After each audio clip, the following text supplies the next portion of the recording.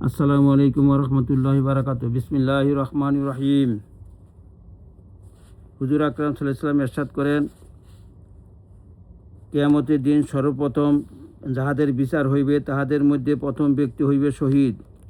তাহাকে ডাকিয়া তাহার উপর প্রদত্ত সব নেয়ামতের বিষয় জিজ্ঞাসা করা হইবে। সে নেয়ামতের প্রাপ্তি স্বীকার করিলে জিজ্ঞাসা করা হইবে, তুমি তাহার কি হক আদায় করিয়াছ? সে বলিবে, পরওয়ারদিগার, তোমার রাহে যুদ্ধ করিয়া শহীদ হইয়াছি। এরশাদ হইবে, মিথ্যা কথা, লোকে তোমাকে বীর বলিবে, এই জন্যই তুমি যুদ্ধ করিয়াছিলে। সেই বীর আখ্যা তো পাইয়াছ। তারপর তাহাকে অধোমুখে জাহান্নামে নিক্ষেপ করা হইবে। এইভাবে একজন আলেমকে ডাকিয়া তাহার উপর প্রদত্ত নেয়ামত স্মরণ করিয়া জিজ্ঞাসা করা হইবে, তুমি ওইসব নেয়ামতের প্রতিদানে কি আমল করিয়াছ? সে বলিবে, হে আল্লাহ, এলেম শিখিয়াছি, অন্যকে শিখিয়াছি, তোমার সন্তুষ্টির জন্য তেলাওয়াত করিয়াছি। উত্তরে এরশাদ হইবে, মিথ্যা কথা, ওইসব এই জন্য করিয়াছ যে লোকে তোমাকে আল্লামা বলিবে, সেটা তো বলা হইয়াছে। অতঃপর তাহাকে অধোমুখে টানিয়া জাহান্নামে নিক্ষেপ করা হইবে। তারপর একজন ধনী ব্যক্তিকে ডাকিয়া তাহাকে দেওয়া নেয়ামত সমূহ স্মরণ করিয়া ও স্বীকার করিয়া প্রশ্ন করা হইবে, তুমি কি উহার শুকরিয়া আদায় করিয়াছ? সে বলিবে, এমন কোনো সৎপথ নাই যাহাতে আমার পয়সা ব্যয় হয় নাই। এরশাদ হইবে, মিথ্যা কথা, তুমি সব কিছু এই জন্য করিয়াছিলে যে লোকে তোমাকে দাতা বলিবে, সেটা তো বলা হইয়াছে। অতঃপর তাহাকে জাহান্নামে নিক্ষেপ করা হইবে। আল্লাহ পাক হেফাজত করুন। এইসব আযাব বদনিয়তের কারণে সংঘটিত হইবে।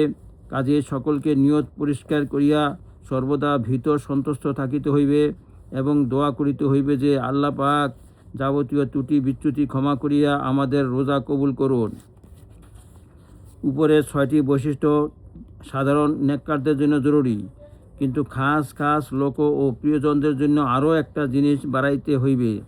তাহা এই যে এই দুনিয়ার যে কোনো বস্তু হইতে মুখ ফিরিয়া আল্লাহর ধ্যানে মগ্ন হইবে। কি জিনিস দিয়া ইফতার করিবে সেই কল্পনাও ত্যাগ করিবে, কারণ উহাও তাওয়াক্কুলের পরিপন্থী। কিন্তু এত বড় মর্যাদা সাধারণ লোকের ভাগ্যে কোথায়? মুফাসসিরিনগণ কুতিবা আলাইকুমুস সিয়াম এই আয়াতের ব্যাখ্যায় লিখিয়াছেন, মানুষের প্রত্যেক অঙ্গের উপর রোজা ফরজ করা হইয়াছে। মুখের রোজা মিথ্যা হইতে বাঁচা, কানের রোজা অকথ্য ভাষা ও গানবাদ্য না শোনা, চক্ষুর রোজা খেলতামাশা না দেখা, নফসের রোজা লোভ ও কাম প্রবৃত্তি হইতে বিরত থাকা, অন্তরের রোজা দুনিয়ার মহব্বত হইতে দিলকে খালি করা, প্রকৃত রোজা হইল আখিরাতের লজ্জত হইতে ও মুখ ফিরানো, মূল কথা গায়রুল্লাহ হইতে পুরাপুরি সম্পর্ক ছেদ করা। হুজুর পাক সাল্লাল্লাহু আলাইহি ওয়াসাল্লাম ফরমিয়াছেন, বিসমিল্লাহির রহমানির রহিম। হুজুর পাক সাল্লাল্লাহু আলাইহি ওয়াসাল্লাম ফরমিয়াছেন, যে ব্যক্তি বিনা ওজরে ইচ্ছাপূর্বক রমজানের একটি রোজা ভঙ্গ করিয়াছে, অন্য সময়ের সারা জীবনের রোজা তাহার সমকক্ষ হইবে না। আহমদ।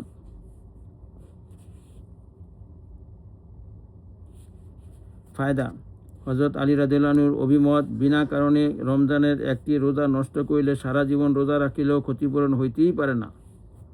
কিন্তু ফকিগণ বলেন, যদি রমজানের রোজা একেবারেই না রাখে তবে একটার পরিবর্তে একটা রাখিলে কাজা আদায় হইবে।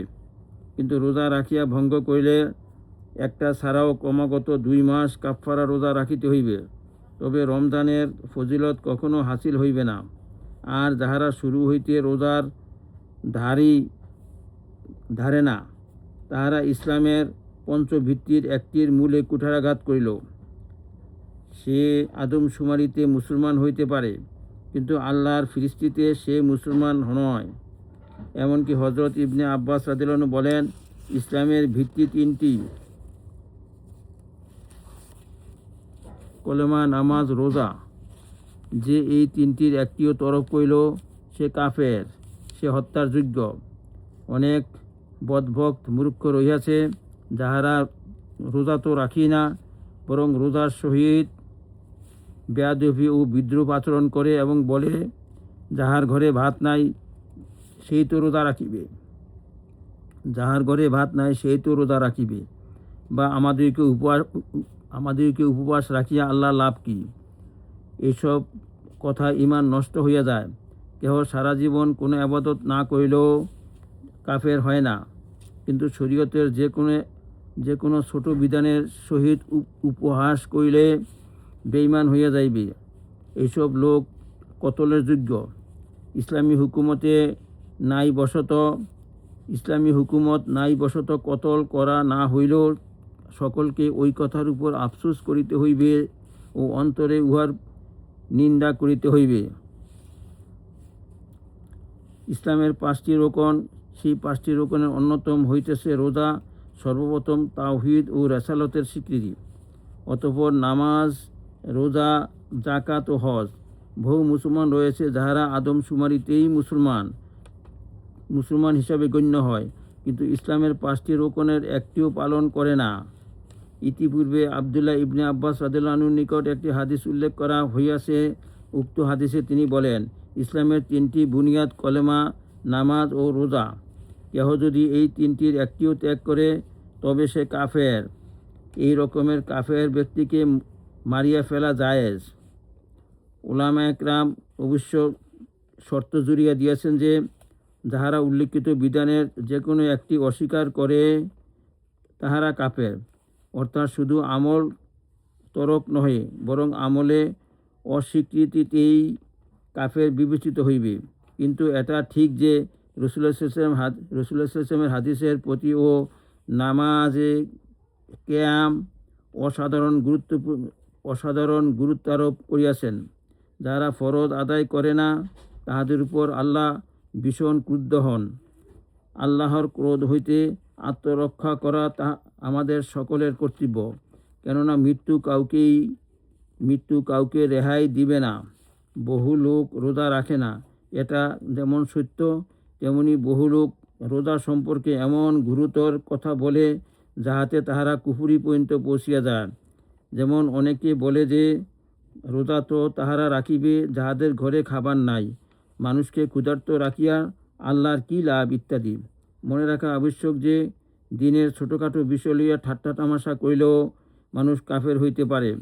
কেহ যদি জীবনভর নামাজ রোজা পালন না করে সে কাফের নহে, কিন্তু অস্বীকার করিলে বা উপহাস করিলে কাফের হইয়া যাইবে। যে ব্যক্তি আমল করে না সে পাপী, তাহার আমলনামায় পাপ লেখা হয়।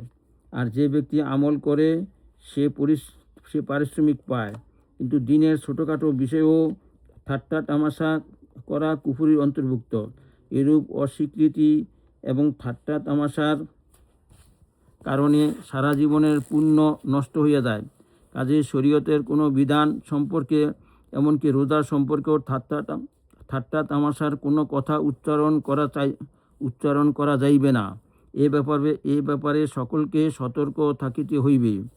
রোজাকে উপবাস না করা ব্যক্তি ও বিনা ওজরে বিনা কারণে রোজা ভঙ্গ করিতে পারিবে না। এরকম ব্যক্তি ফাসেক বলিয়া ফকিগণ অভিমত ব্যক্ত করিয়াছেন। যে ব্যক্তি বিনা ওজরে রমজান মাসে প্রকাশ্যে পানাহার করে, ফিকহবিদদের মতে তাহাকে হত্যা করিতে হইবে। তবে এইরূপ হত্যার আদেশ শুধুমাত্র ইসলামিক রাষ্ট্রে আমিরুল মুমিনিনই দিতে পারেন। এইরূপ ব্যক্তিকে অন্তর হইতে ঘৃণা করিতে হইবে। এইরূপ ঘৃণা যাহারা করিবে তাহাদের ইমানের পরিচয় পাওয়া যাইবে, যদিও এই ঘৃণা ইমানের দুর্বলতম প্রমাণ। সর্বশক্তিমান আল্লাহ আমাদের সবাইকে ইমানের দৃঢ়তা ও মজবুতি এবং নেক আমলের তৌফিক দান করুন। ইয়া আল্লাহ, আমাদেরকে আমল করার তৌফিক দান করুন।